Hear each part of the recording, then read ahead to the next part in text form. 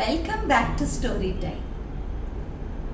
Now, in this month of September, we celebrate Teachers' Day on the 5th.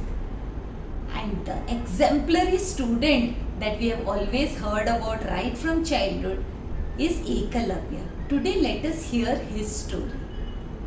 So, it was those times when there were a lot of forests and many indigenous tribes.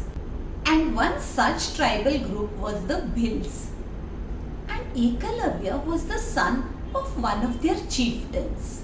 Now, being hunting tribes, all of them had to be well versed in archery, in the art of spear throwing and hunting.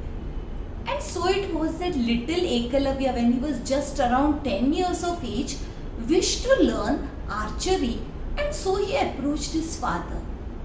Now his father was the chieftain of the Bhil tribes, and so fondly he called Ekalavya to his side and asked him, "What do you wish, my dear son?" And Ekalavya asked him, "Who is the greatest teacher of archery?" Now the father answered, "He is of course the great Guru Dronacharya. He is considered to be the best among teachers, especially in archery." And immediately little Ekalavya wanted to become his disciple. And so he asked his father, "Please give me permission. I wish to go and learn under this great Guru." And the father lovingly replied, "It is not possible, because at this time the great Guru Dronacharya is under the pay of the Pandavas and the Kauravas. He is training their princes, and so he will not be free to take up any other student. So my son, you can go and approach any other teacher." However, little Ekalavya had made up his mind, and so he wanted to learn under the best teacher. He decided to go and approach this Guru, and so insisted and sought permission from his father. And then his father lovingly agreed. Now little Ekalavya set off. When he reached the ashram or the Gurukul of the great Dronacharya, he saw the Pandavas and the Kauravas practicing their feats. Some were practicing wrestling, some were practicing the art of fighting with the mace, and princes like Arjuna were practicing archery. He prostrated in front of the great Guru, and the Guru lovingly asked him who he was.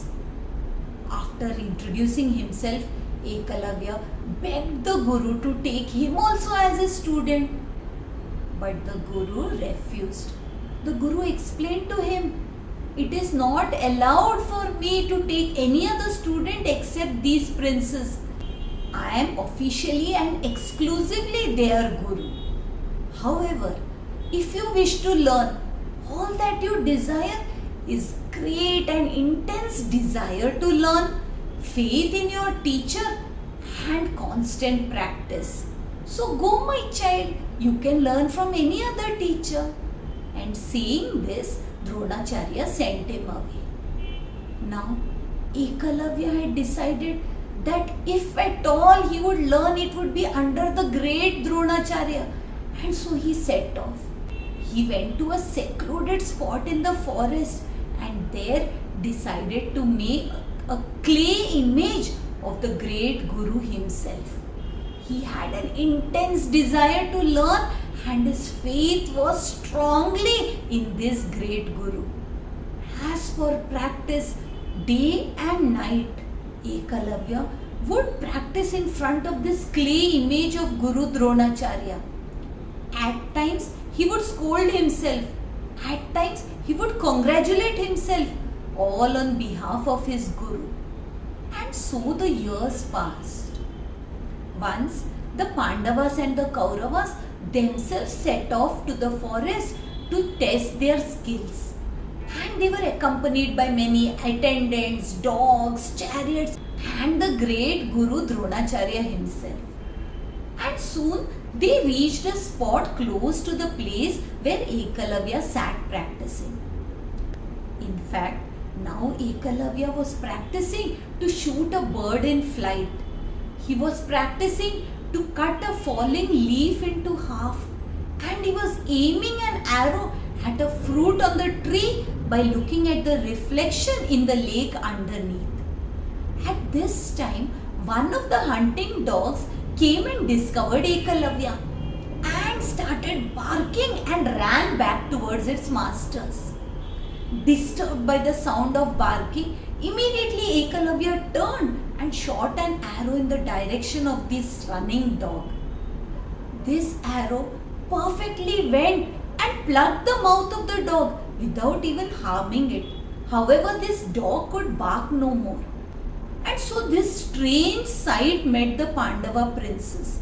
They saw that their hunting dog came with its mouth wide open, plugged by this arrow and not hurt at all. Who could achieve this remarkable feat? They were so curious to know who this great archer was, and they began following the dog back.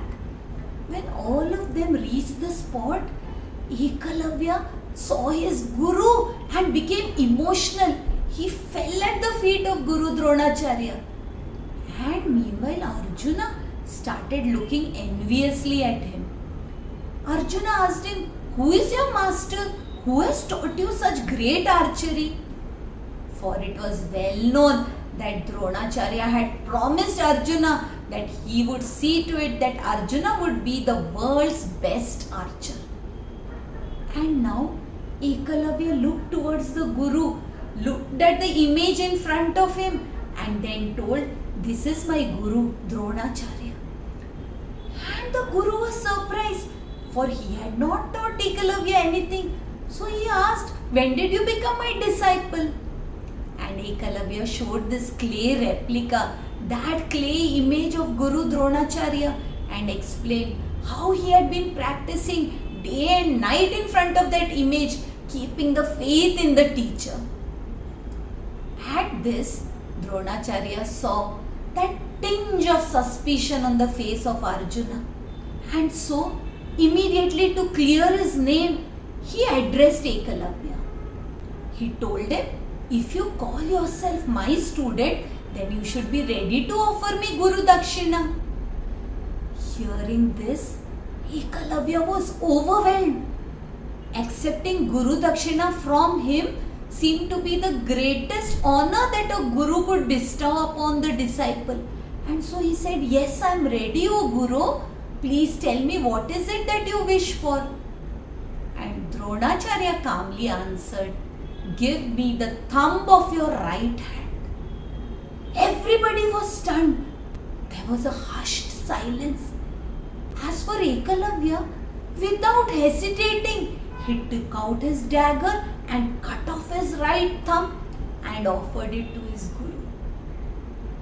Everybody was spellbound, because this meant that Ekalavya would become an invalid for the rest of his life.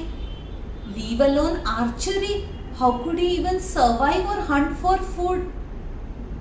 And as for Ekalavya, he was the least perturbed. He said, "So what? I have been able to offer Guru Dakshina to my Guru. This is my greatest joy and happiness. It is my honor and privilege that I have been able to serve my Guru in this way."